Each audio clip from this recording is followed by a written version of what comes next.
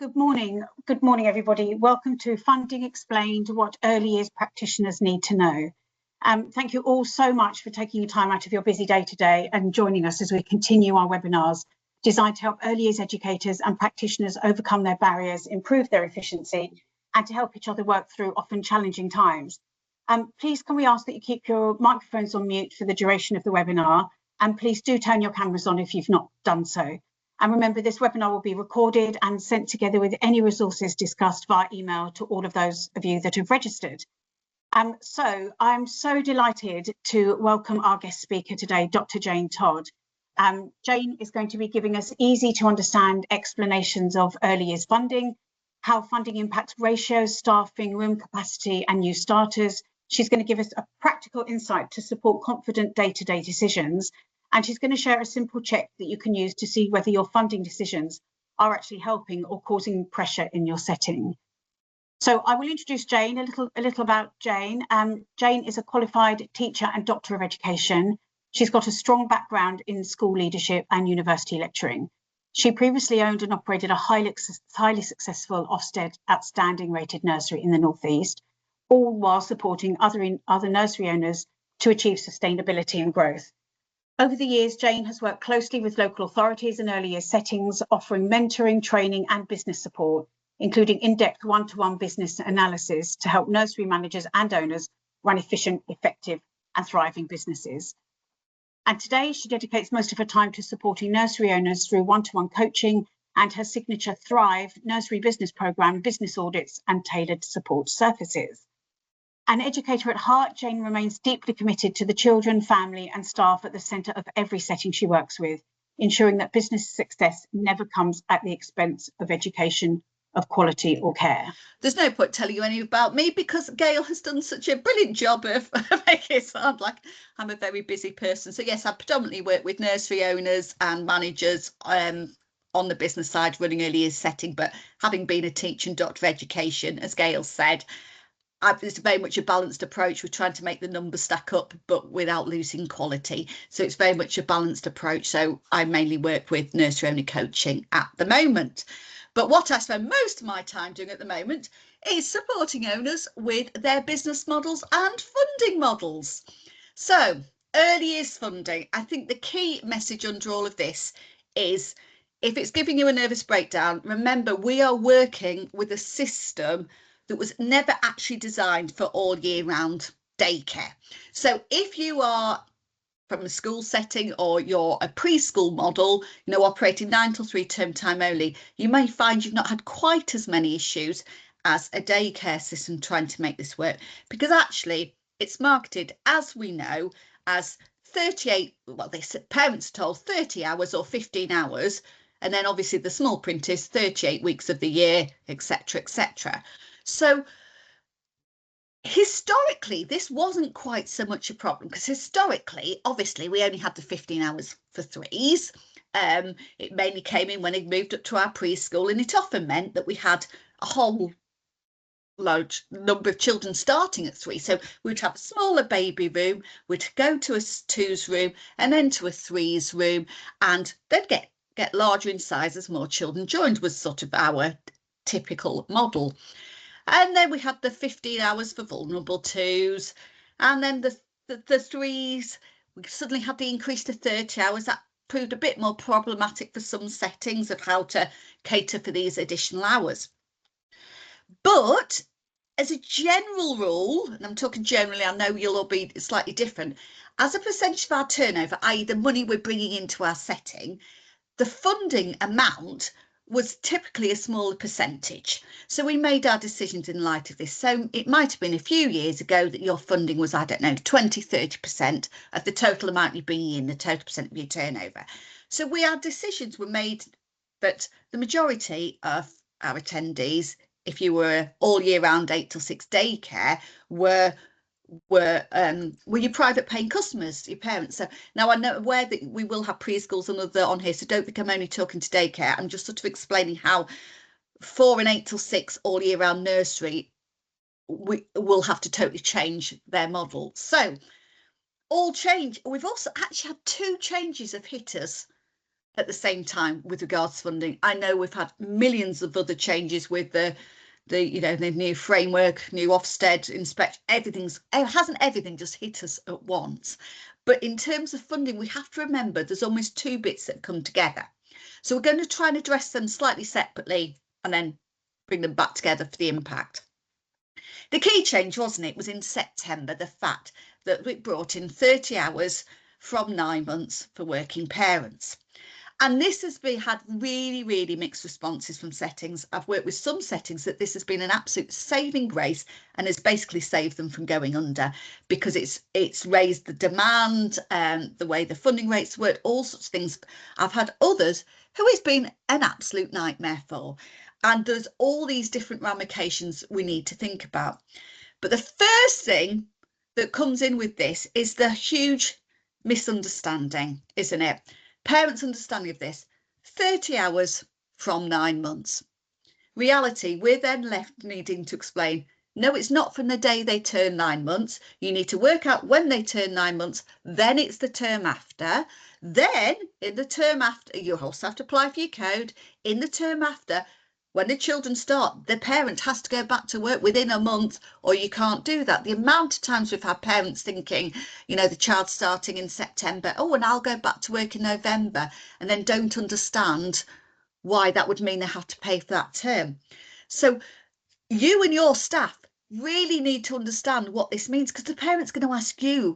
You will have seen Facebook pages where parents are putting all over it. I don't understand the funding. I don't understand when I'm supposed to apply. I don't understand what I'm supposed to get. I don't understand so many bits. And in a way, I know it's not your job to make sure everyone understands, but in a way, the easier it is for them to understand, you're going to have a better working relationship from the off with these parents. So it makes sense for all your staff to understand at a base level, so that they're giving the same messages to parents. So this whole thing of what 30 hours means, how it works in your setting, when parents are eligible, whether you need a little guide, whether you just need some verbal prompts, whatever it is, to help parents understand and get this right for them. So that's just one thing, the parent understanding of what does 30 hours from 9 months mean? Because at face value, when you just read that statement, you think, I'm getting 30 hours a week, every week, from the day they turn 9 months. And there's all these other bits around, as we know. So making those clear.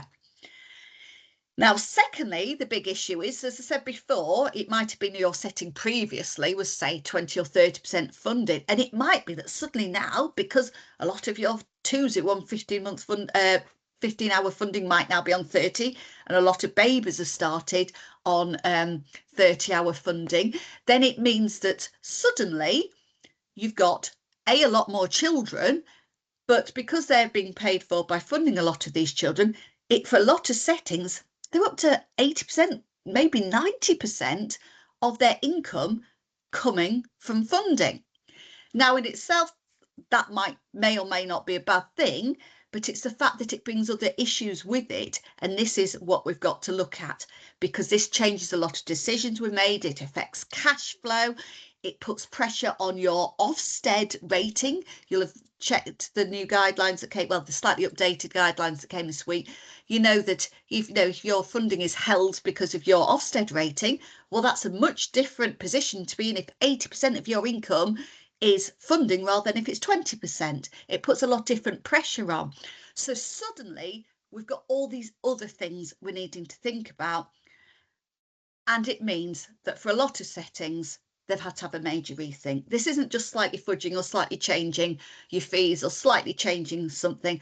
A lot of settings have had to totally rethink both their business model and their funding model to make this work financially, also to make it work practically, operationally on a day-to-day, because it isn't just, well, this is what we're going to go into. The funding has had so many ramifications, so many what I call the ripple effect from this. So a lot of settings have been forced into having a major rethink.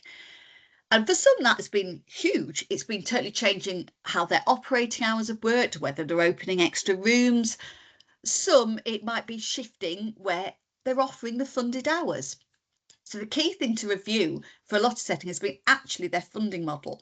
And for a lot of settings that say may have always offered one thing, they might have come to a crossroads where they've had to say, is this still working for us? Is it working financially? And is it working operationally? Now, of course, reviewing a funding model brings change. And of course, change is something that's can be really big for a setting, can't it? Both in terms of communicating changes to parents, communicating changes to staff, and how you feel about things. But the key thing is you might have had a funding model that you put in place originally when you had X number of 3-year-olds on 15-hour funding. Does that model still work now for you if 80% of your children are funded? So if you're thinking, what is a funding model? It's basically how you offer those hours. What is marketed as 15 free hours or 30 free hours? What does that look like for your setting? When are those when are those hours offered? What does it look like? Because it's been made really clear that that model does need to be the same for all children accessing funding. So how do we offer those hours? Now, some settings do a model where it's more, we have 9 till 3 as our funded hours and we pay for any extras along the side. Some do we maximise our hours so that it's 8 till 6 and it's 10-hour blocks, so it's for all the hours that we are open. The key thing here is you need to think about whether you're stretching, whether you are offering term time only, and how that is communicated to parents. So the key thing for this model is, one thing we try and advise is to avoid what we call dead hours. Dead hours are hours that aren't actually earning you money. And the problem is, because for a lot of earlier settings, the profitability you've made over the last few years is gradually doing this and it's getting tighter. You need to be really confident that your model does work for you financially. So if you are open 50 hours, 8 till 6, you want to be earning money for those 50 hours. And the problem, if you only offer 9 till 3 in the middle, if parents don't choose to buy any extra hours with you, you're only selling 6 hours out of those 10 a day. Now, so much of this depends on your setting, what's unique about your setting, why people are coming to you, and also the type of the area you're in, the demographics. Have you got parents who are only wanting 9 till 3? Have you got parents who are working parents who need 8 till 6? So this isn't going to be a one size fits all, because you really, really need to understand your area. If you suddenly made your hours 9 till 3, and parents don't want to buy additional hours, suddenly you've got loads of dead hours that aren't earning you money. However, if they're all going to pay for the additional hours either side, that might be different. So there's lots to think about here of how you actually offer those hours.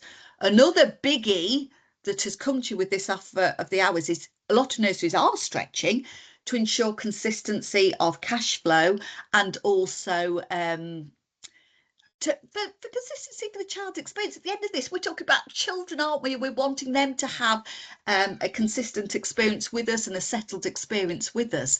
So for this, we want a model that works for us, for our families, that's going to work financially and also for the needs of the families. We're going to return to this how to offer the hours, so just hold that, because it's not quite as simple as that. We're in this really shifting landscape, because the 30 hours for 9 months has shifted what has been for a lot of settings a typical pattern, where they might have had a smaller baby room if you have babies, then a slightly bigger twos room, and then a larger preschool when children historically became eligible for funding and took on funded children. Now suddenly you've got a lot more babies wanting places, or a lot of settings have, because of the baby funding. Well, to increase your number of children in the baby room, suddenly you need more staff, don't we? Because we're on a 1-to-3 ratio. Suddenly it might be you physically can't fit them in what was historically your baby room. So do you need to move them to another room? A lot of settings have found they haven't had the same number of 3 starting this term. They've got half empty preschools. So suddenly you're looking at your building and what size your rooms are and how you might shift rooms. You might have the children who were with you historically who've now got funding, more funding, which means they want more hours. So we're thinking about, what does this look like for your setting? If you were historically a setting that only took 2s and 3s, you might be forcing to review, either you have already or you're currently doing so, of what does this look like if you need to take babies, because actually if you're not taking babies, how many children are starting at 2 and 3 if they had been eligible for the funded hours? So this is making us rethink things. Then in terms of future occupancy, where you had babies moving up to 2, some 2 starting, some 3 starting, you might have more of a thing where you've got the chunk of babies starting who are moving through to 2s, moving through to 3s, and movement is only because families are moving out the area or in the area or may have got some funding, but it's going to be a smaller percentage. So suddenly what you were all very settled, happy and doing is shifting. And you might have already started a model for September, thought you've addressed this, and you're finding it shifting again. And this is where we're going to have to be on our toes with this and be really trying to be proactive rather than just reactive as what it's going to mean for your setting. So these changing demands, the ones we've just covered there, behind all of these, one key issue is you really being on top of knowing your occupancy. Because if you don't know your occupancy inside out, you're not quite in a position to fully respond to these challenges. Because if you're at only 40% occupancy versus 100% occupancy, you're in a different position. If you're at maximum occupancy and you've taken a whole load of extra babies, what does this mean next September? What does it mean next January? We're going to have to look ahead more for tracking rooms and room movement to try and avoid bottlenecks. You might be in a position where you've not been able to increase your baby room. You might not be able to get the number of staff, or you haven't had the demand in your area. What does that mean if you don't have as many starting as 2s and 3s? So where you might have had quite a regular settled pattern of, say, 60% occupancy in September, and it gradually goes up 17 January, you're at 80 by Easter, school leavers going off, round you go again. You might find that this occupancy trend pattern is going to change quite a lot for you. And that might not be fully, you might not see fully what that's going to look like yet, because you're in this time of flux. But you need to know your numbers, your occupancy of who you've currently got, who's on the waiting list, what rooms where, and how much fluidity and flexibility you've got to respond to this, so you don't end up with bottlenecks and room blocks in the future.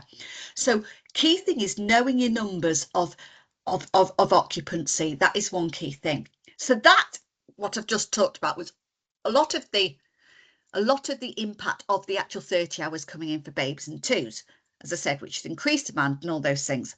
Now, that was one of the changes, and by itself, that was a lot for you to deal with in changing your funding model. However, there was also, well, I say a change, they say a clarification, but for a lot it's been a change. 2 key dates that will stay etched in my memory forever. Friday 21st of February, being away for half term a year ago now, with the boys in the Yorkshire Dales, and my phone just going beep, beep, beep, beep, beep, beep, as I got signal again, and the new guidance come in about consumables charges. Now, as I said, they said it wasn't new guidance. They said it was just tightening up what had gone before. But for a lot of nurseries, this has had serious ramifications, particularly because of that second date there, because technically that first date, for a lot of settings, models could still comply.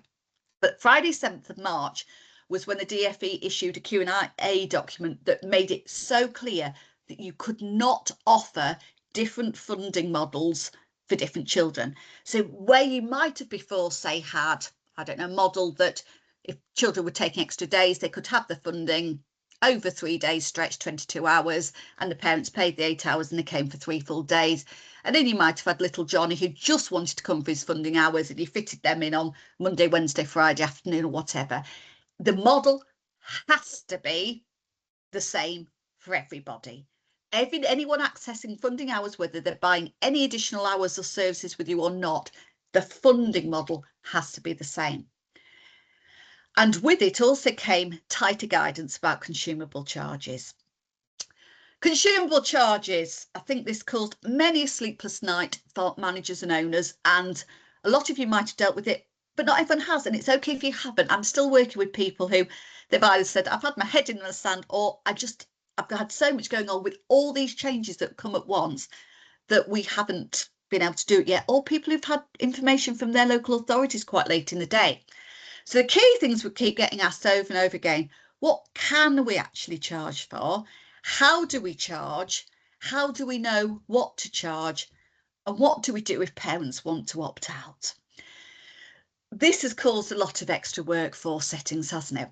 What can we charge for? Well, in a nutshell, they've said there's just 3 areas you can charge in, and this is effectively anything addition that can be separated for. So they're saying meal charges, non-food consumables for which they're only listing nappies, wipes and sun cream, and extracurricular activities, trips, i.e. ones you can clearly define and identify charge. If you were going to the Farming Museum next week and it's £6, that is the charge for that, and you're asking parents to opt in. If you've got, you know, mini mixers coming in to do a cookery class and it's £3 per child, again, that charge is clear, you can pass it on with parents' consent.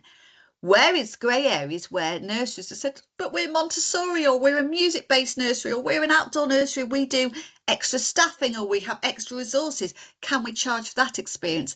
And a lot of LEAs, and this is where it's hard because not all LEAs are interpreting the guideline the same, or some are being stricter than others, but majority is saying no, because that is what is your nursery, and that is what you are choosing to do as your normal provision. So it's the point of what they want, those 3 areas, is that they can be clearly defined, parents can clearly opt in or opt out for them, and that they can be clearly listed on your website, that parents can see what exactly they're for. So how do we charge? As I said, they need to be separate. So it can't, some settings we're still doing that, or we're basically taking off the funding from what our normal fees are. It's got to be really clear. X number of hours are free.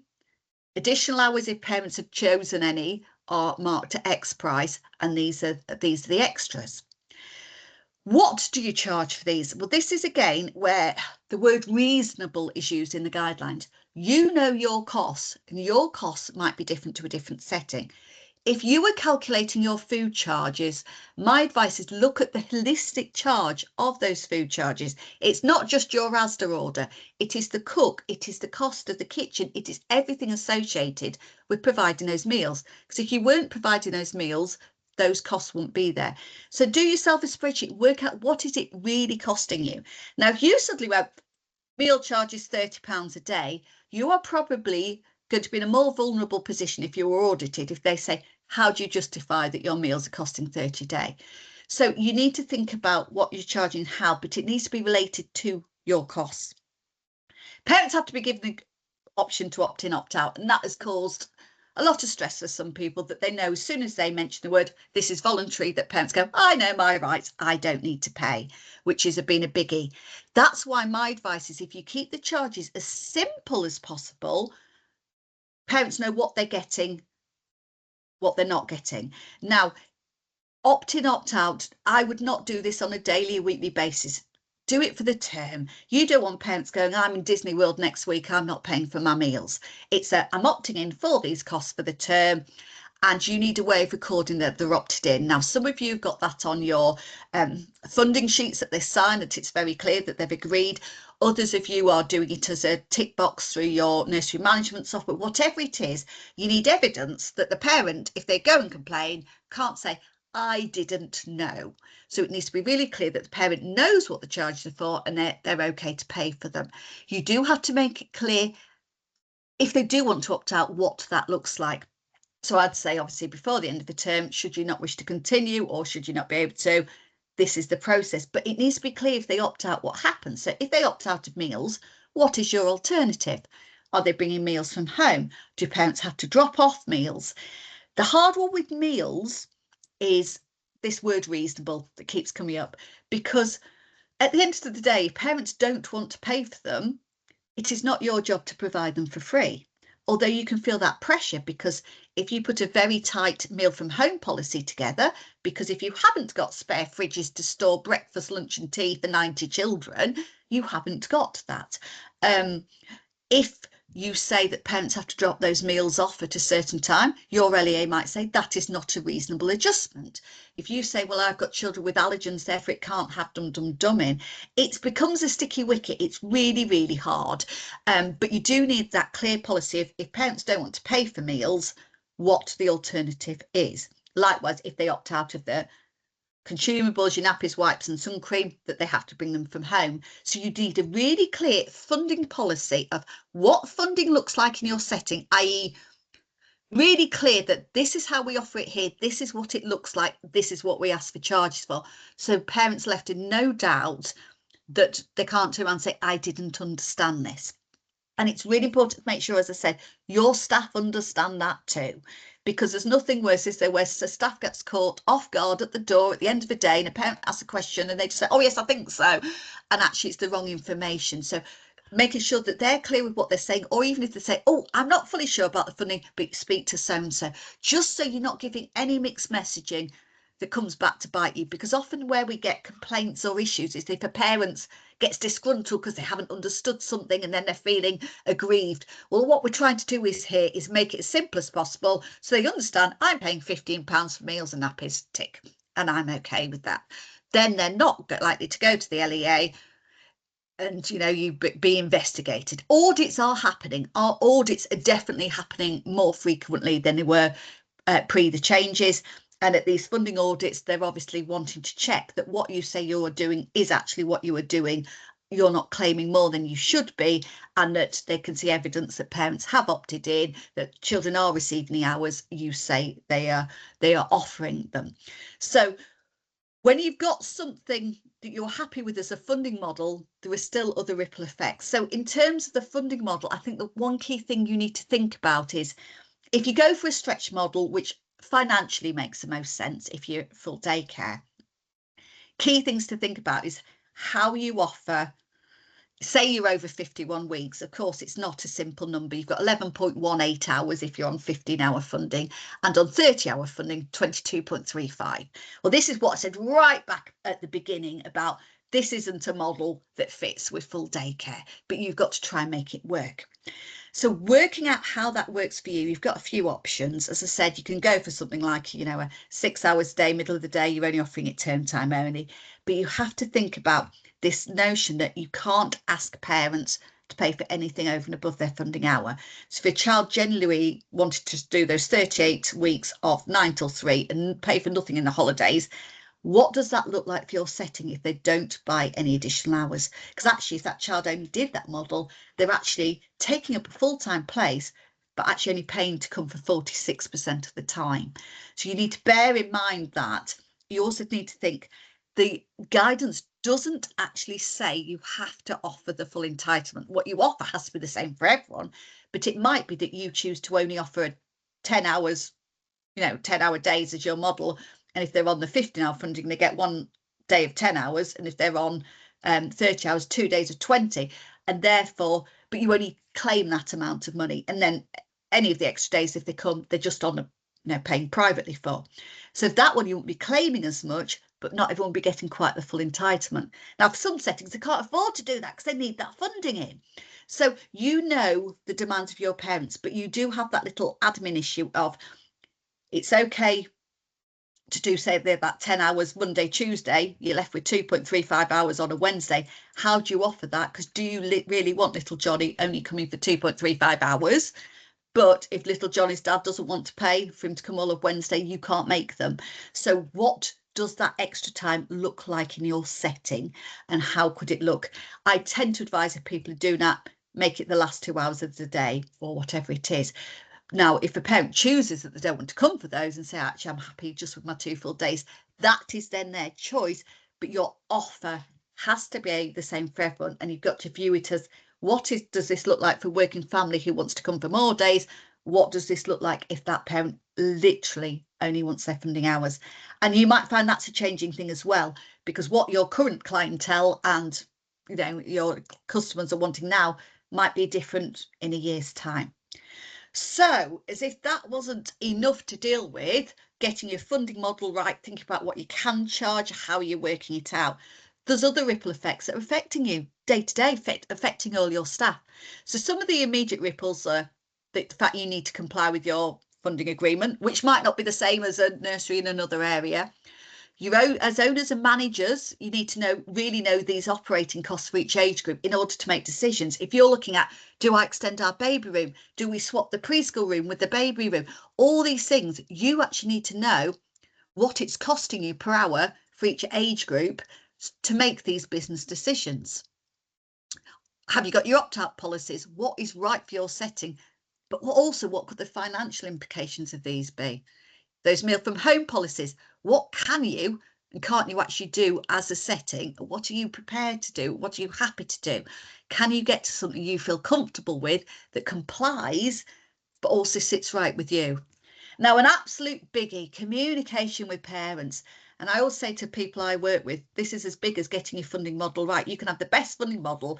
If you don't communicate it well to parents, parents misunderstand and are unhappy, you've got an issue, particularly for those of you who are having to change your model quite a lot. So it looks very different for your parents.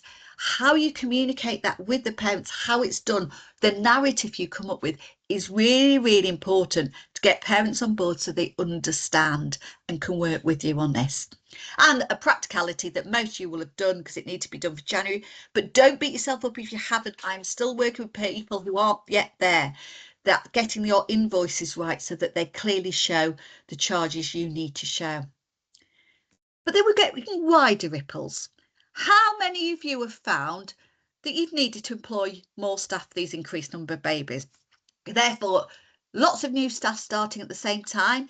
Issues, with recruitment, a lot of you still in areas where you're struggling to find staff. And then you've might have staff who, I don't know, have got less experience than you normally have, or you might be trying to do a lot of staff training at the same time. You might have taken on more apprentices. There is a time commitment here, as well as ensuring these staff understand your setting and working the way you want to. Room capacities. Have you found that you have swapped rooms and you've had issues? I was working with a lovely lady who had a whole huge demand for babies starting. So she'd got a small baby room, her preschool numbers were down, obvious decision to swap rooms. And on paper, this worked and they'd filled the baby room, as it were. Come September, and what was her small, cosy baby room for 9 suddenly is in the big room of 30. All these new babies started to get, at the same time, they discovered the room was very echoey, that parents were a bit unhappy because they'd seen this small, cute baby room with the glowing lights, and suddenly it was a bigger room and it didn't feel to them quite as personal because in their head, they had the image of the room they viewed when they signed up 6 months ago. So suddenly you'd got operational difficulties that the baby room didn't feel like a baby room. And how do you get that feel right when you've got lots of new children settling with new staff in a new environment, and suddenly it's a lot of change at once, as well as new families? What does it mean for your setting a reduction in 3 starting? Financially, for a lot of settings, 3s is where they make the most money, even with the funding rates. It's a sort of illusion that you think that funding rate is lower, you're losing against your day rate, but actually against your operating costs. If you were sticking to a 1:8 ratio, you normally find your 3s quite profitable. Where that you tend to be losing is where if you've got, say, you've had to put a lot of extra staff on because you've got send children, or the dynamics in there. As soon as you've got more staffing costs, then you might find that's getting tighter. But what has been the implication of reduction in 3 starting? For some I've worked with, they say, because you haven't got those older children modelling, putting on shoes or whatever it is, they found they're very bottom heavy with 2s and babies, that actually it's changed the feel of the setting. It's changed that almost the questioning, how you do your curriculum, you might have an impact in other ways. Wider ripple, I mentioned it, of forecasting your occupancy, that thinking ahead. What does this look like if I have a whole load of new babies now and they need to move 3? Is my 2's room big enough to take them? Is my 3's room? Have I still got space to take new babies? What does this look like? Universal credit not paying consumables. Now, technically, that has always been the case. I remember at my nursery about 7 years ago, parents asking for a separate invoice with meals being shown differently, but they've upped their game, they're on it now. So a lot more are being checked up, and universal credit saying we're not paying for the consumables part. So then you've got some parents wanting to change and come off funding to go onto universal credit. People have had this halfway through a term. It's something to be on the ball with how many of your parents are on universal credit and paying that way, and what does it mean? And this might be one where you need to be aware of what it means, because with universal credit, they get up to 85%, but parents are at different levels with that. And it's knowing when they're best on funding and when they're best on universal credit. But again, it's an extra job, isn't it, when your manager's there and suddenly someone comes in going, my invoice says this and now universal credit won't pay this and we need to sort it out. It's another job. And funding audits, as I said, you know that at any point the phone could ring with the LEA saying, we want to come along and fund it, audit how you are doing this, which takes time and is worry, causes worry. But again, further operational changes. Have you had the issue of term start surges where you might have found that babies started historically when mum or dad went back to work, and it might have been, September, October, November. It's slightly more spread because in a way the parents weren't governed by the term times in the same way at that age. However, clearly now with the way funding is for the following term, we're getting these babies bunched up. So where they might have been spread out over your term, suddenly at the beginning of January, you've got 6 new babies starting on day one. What does that look like for your staff, for your room? How does that change the dynamics? Does it need to change how you do settling in times? But parents going back to work and are tied with that month. What does it look like? Because that can totally change the feel of the room if you've got A, more babies in the first place, and then B, they're unsettled and starting at the same time. That then obviously has a knock-on effect for the rooms for their age groups as well, and when you move children up, but also the first one, staff well-being. It could be hard in a baby room anyway when babies are settling. If that feels more stressful, what impact is that having on your staff? How are you supporting your staff to deal with these term start surges? So there's a lot of knock-on impact from this increased number of babies. And as I said, the further thing of where it causes bottlenecks for room changes. Some settings have done away with the room names being babies 2s and 3s to give them the flexibility that they're doing it more on an evolving model. Some are moving them up in chunks of terms, but it might be different from what you've done before, and you might need to look at what's going to work now and how you're going to adapt to that, so you don't end up with these bottlenecks. Now you're more in terms of how children move through the rooms. How does it impact your transitions? And then the one of 3s going to school. Now, I don't know, you might be, if you're a daycare where you've historically lost a lot of 3s to go off to preschools or school settings, I think the jury's still out on whether this will be the same, or actually if you've got parents of working hours who've started a model with you right from being babies, you might find them more likely to stay with you, babies 2s, 3s. So it's definitely worth working on that retention. But it's interesting to see for yourselves whether you find that you do lose them at 3s to go to school, or whether, because parents are in the model of coming to you and nothing's changing, whether they'll just consistently stay through. But again, this is you looking ahead. What impact is this going to have on whether you lose 3s or not? Cash flow and estimates. Oh, I had a really sad one in September where, you have to put your estimates in before term. And so, bless her, she put her estimates in. It was June she had to put her estimates in last year. And of course, a lot of parents still, they don't have to get their code till 31st of August.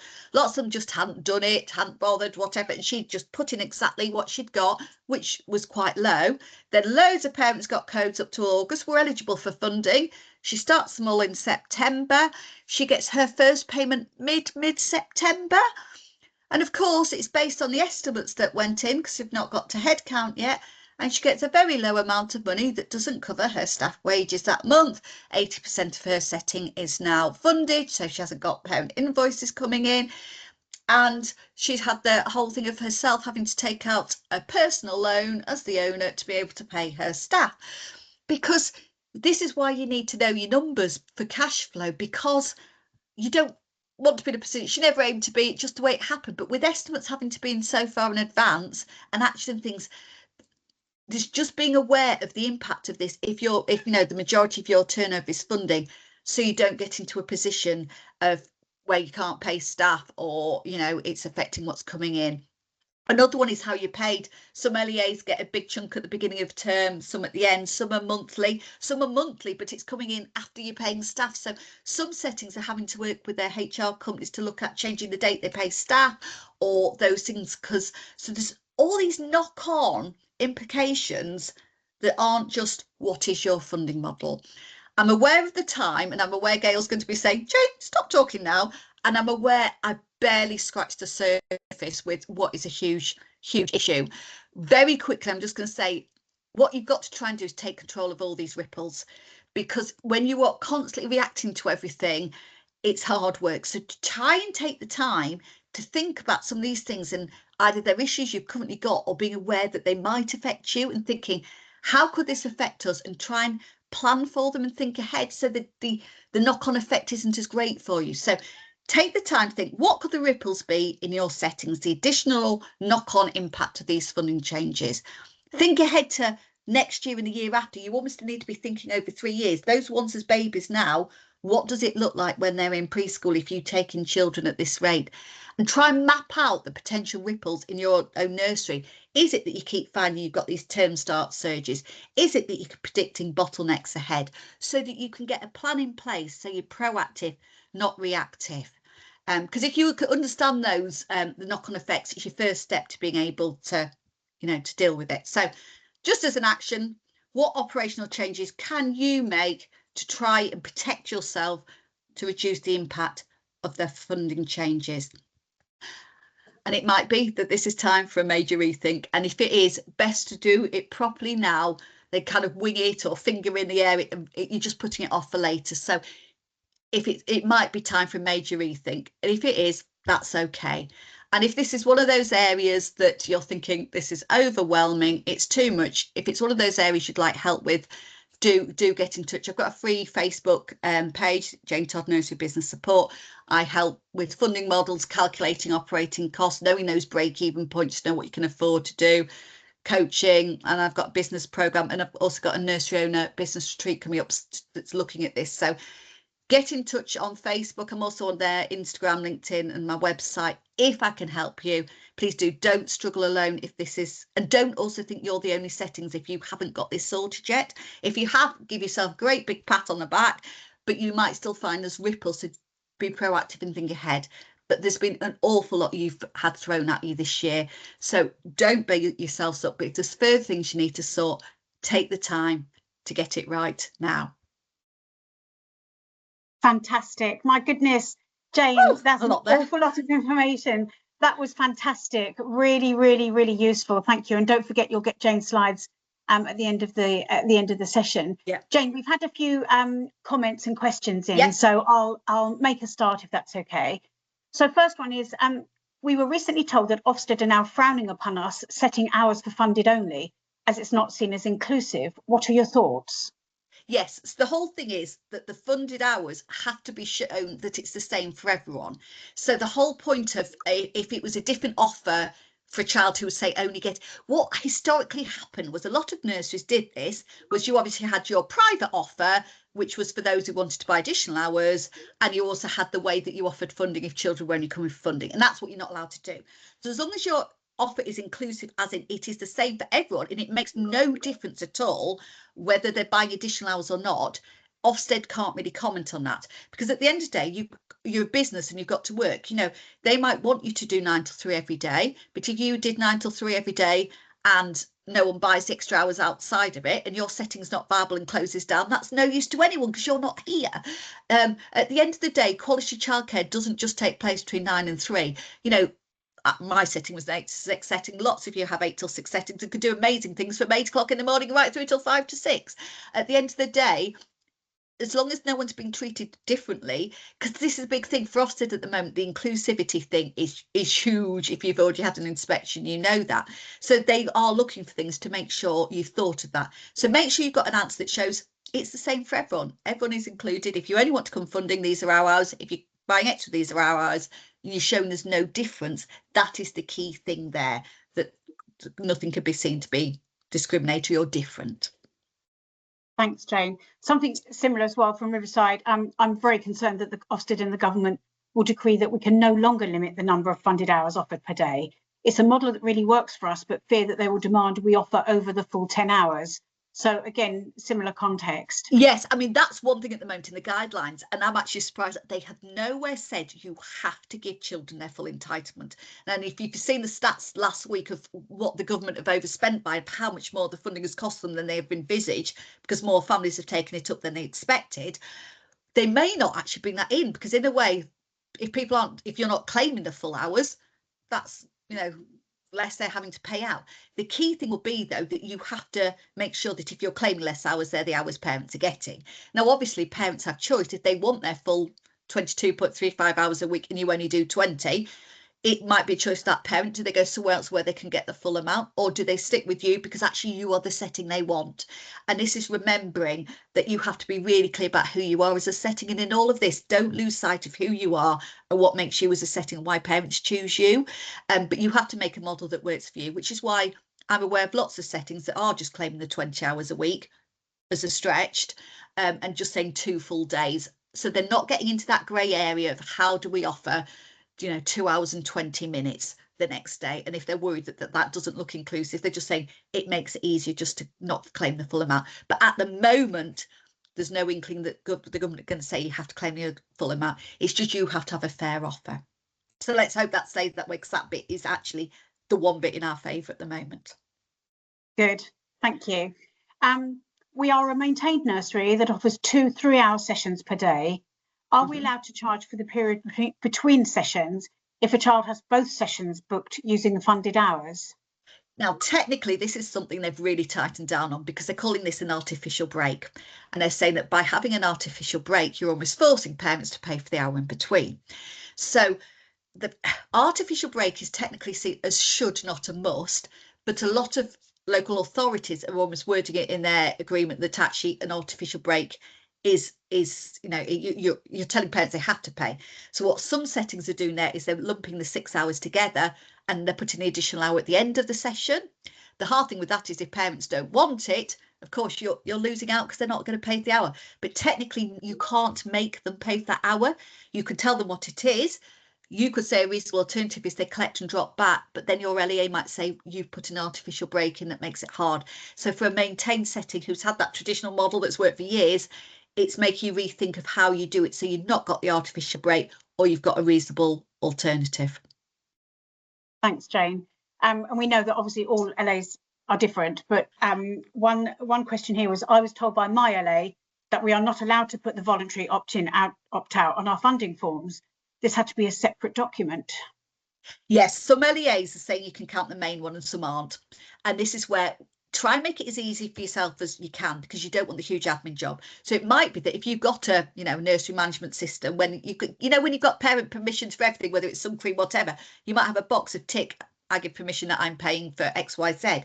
It might be that when you do a registration form, you've got a clear box, I'm agreeing to pay for. And then it's going to be up to you what your opt-in, opt-out policy. If they've signed in once, you might say that stands. You might send a reminder every term that says, just a reminder that we're assuming you continue to opt in unless you tell us otherwise.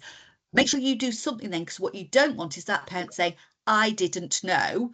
I ticked a box 3 years ago when a baby, I didn't know I had to still, you want something, a track that you can say, we tell you here, it's on our website, we remind you each term, so that they've got a clear message. So yes, some LEAs are saying their forms are separate. So you need a system for you as a nursery that you've got evidence that that parent knows what they're opting into, that they've agreed to, and that they know if that's changing, what that looks like in your setting. Thanks. Communication really is key, isn't it, Jane, here? So yeah. As a childminder with a funded child, can I charge in the school holidays if the child doesn't attend due to a holiday? Right, this is the right. Okay, so technically, if they have agreed to private hours with yourself outside of the funding, they've agreed to an all year round place and they're paying, and they choose to go on holiday and they've agreed to pay, then yes, they should pay. If they're a funded child, you can't say they have to pay to come in a school holiday. So this is where you don't want parents trying to take a lend and go, oh, I'm in Disney World next week, I'm not paying. At the end of the day, if they signed a contract with you to pay for additional sessions, it's your saying, that shouldn't change for you in that sense. So no, they can't just suddenly say, I don't want to pay that week, but I'll pay the other one. But that'll be down to your terms and conditions. So yes, if it's that they always attend the summer and they sign a contract to say they want hours with you over the summer, then they pay for those. If they don't want to pay for it, they'd give notice, go back on the waiting list. It's the usual. They're paying for the place, not the attendance in that sense, but that's part of your private contract. But you just can't make that condition of funding that if you choose to only offer term time only funding, that they have to pay all the way through the holidays, because a parent has to be able to say, no, I just want my funded hours. But you don't have to allow that to be a pick and mix approach, though. So just put strong terms and conditions in. Great, thank you. Susanna says, I really loved your funding session. I definitely recognise all the issues in my setting that you've been talking about, including the capacity of rooms. and the staffing, who get really overwhelmed due to the large number of new settlers. The adult child ratio is also a big issue. Yeah. So we're in agreement with that. And Maria says, I have a child starting in April. Dad works in shifts. He asks the days he is off, could he drop the child in late or not bring him in for the 9:30 day? I told him I would find out some LAs will not pay it. If they keep missing days, they may lose their hours. Is that correct? Please, because you advise. I think this is where it's really hard, and it's very much on your LEA. Now, if you've got a, dare I say, a sensible LEA, most of them go, they know you have to say you're offering an 8 till 6 day. And, you know, it's a 10-hour day and you claim 10 hours funding. If little Johnny arrives at 8:10 and is going at 5:30, most LEAs are fine with that because it's the hours are available, the parent had chose to pick them up. However, I have had LEAs. I had one of my customers recently have an audit and a child was regularly being picked up at 4:30, 4:45, and the LEA is saying, we want to claim those hours back. The hard thing is, if they are going to start doing that as an LEA model, they're going to have to do that to the big chains as well. And the big chains mainly do the 8 to 6 model. But the thing is, if they really are, you can't control that parents stay in the whole thing. You can't, it's not school. You can't enforce they have to arrive at 8 and stay till 6. You've got the provision there. You've staffed it. You've paid staff. You're there. The parent's chosen to come. If they start really claiming everyone back, that is going to have a huge knock-on effect, because that will really affect where the nurseries say, actually, well, in that case, I'm not offering funding. Because if that really is the case and you're budgeting for that money, and suddenly, you know, as I said, 80% of your turnover is funding, and suddenly they go, oh, we're working through all those kids are missing an hour there and missing an hour there, you owe us 20 grand. That's suddenly a staff member you can't pay. That's huge. So at the moment, I'm aware of a few LEAs who are going, oh, a child's regularly leaving at 5:30, we're going to dock half an hour from you. And others who are saying, you know, as long as they're not only coming 10 till 2 every day, and you know that, and the mum's always said, I only want 4 hours and didn't realise you were claiming 10 or whatever. Clear thing is transparency and understanding, but understanding where your LEA are. If irregularly a dad's dropping off at 9:30, I would like to think the LEA are not going to do that. But you're working on this definition of reasonable. Yeah, it's a tricky one, isn't it? Hannah says, we offer term time or stretched. However, we have a child who is on a term time contract, but has recently requested that their child comes a few irregular days in the holidays. Can we have ad hoc funded sessions like that? You can't do ad hoc funded sessions. What you do is, because they would have had their full funding offer on the term time model, if you choose as a setting that it's one of your settings policy that parents can choose to buy ad hoc ones. My worry with that for you financially is all the parents will cotton on. They go, oh, we'll all have the term time only and only book the days and the holidays we want, so they don't have to pay for when they do go to Disney World for that week. So I'd just be careful as a business model whether you can. If it's just ad hoc, one parent quietly, but remember, you have to be fair. It's either something you do, we offer ad hoc days if they're available, or we don't. But you just have to be aware that you can't do it as funded days, because that would be the funding model they've had, because you can't change the funding model. But you might choose to offer private days if they're available to you and it works for you. Yeah. Thank you. We've got time for one last one, Jane. I was recently told, this is Lizzie, I was recently told by our LA that we can't enforce a month's notice leaving period for funded children. Is this right?